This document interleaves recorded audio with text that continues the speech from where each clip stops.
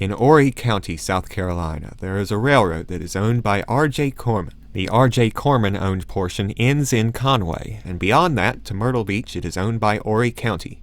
The county purchased this railroad from the previous owner in 2014 to keep it from being abandoned, because they thought it might be useful later on. And just recently, R.J. Corman announced their intentions that they wanted to go beyond onto the Horry County-owned portion of the train track. And since the county owns the train track, they should pay for some of the repairs. Now, this article claims something very odd. The train tracks end at the Intercoastal Waterway. This is not true. R.J. Corman only intends to operate until the Intercoastal Waterway, but beyond that there is another 2.5 miles of track beyond a particular drawbridge over that Intercoastal Waterway. This 2.5 miles of track is still there in okay condition, if you could call it that. They keep the weeds trimmed.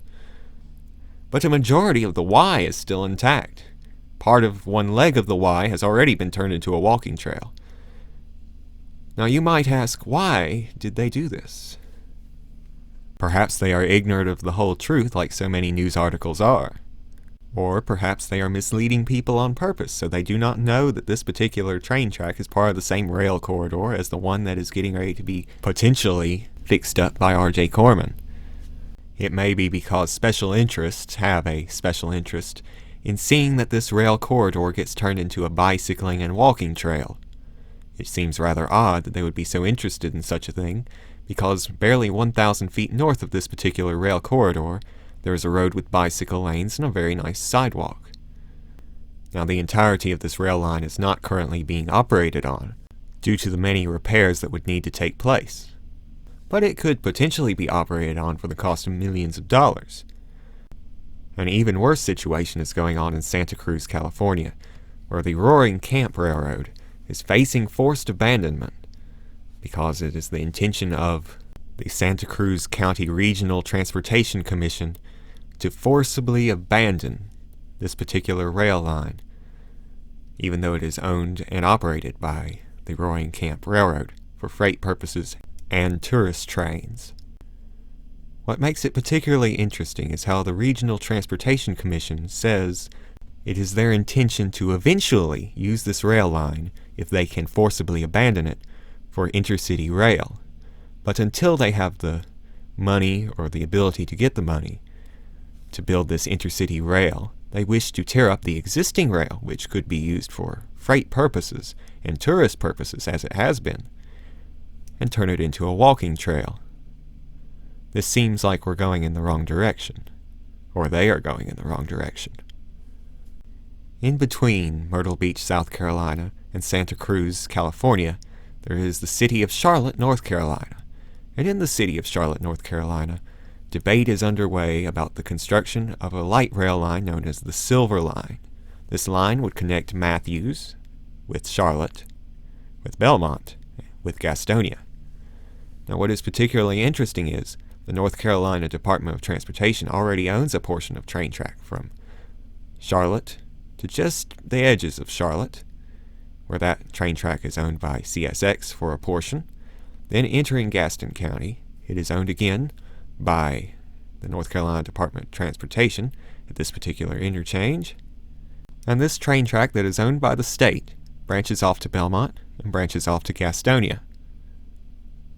It is currently being leased by Progressive Rail for freight purposes in the Gaston County portion. And there was a group of people called the Lakewood Trolley which wanted to activate the Charlotte portion. This railroad was once the Piedmont and Northern Interurban Railroad, and its train station is where BB&T Stadium is now. What particularly interests me is how state and local leadership could own such large portions of a train track and not figure on using it into their particular plan. And what makes it even worse is that a particular branch of this Piedmont and Northern still existed up until very recently, owned by CSX in Charlotte. In fact, it still shows up on the NCDOT GIS rail map. This particular train track was only about a mile or so long, but it does or did connect to the DOT-owned portion of train track in Charlotte. Neither the county nor the state stepped in to try to preserve this particular section of train track for possible future use.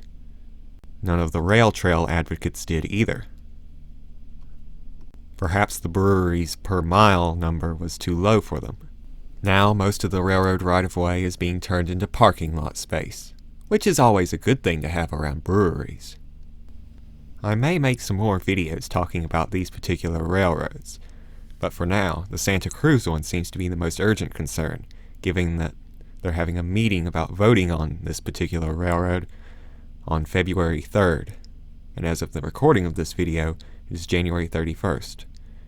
If you do happen to see this video before the meeting in Santa Cruz, I ask that you give some sort of support to the Roaring Camp Railroad. And if you happen to be watching this later than that, I ask that you look at a situation around where you are that's similar to this.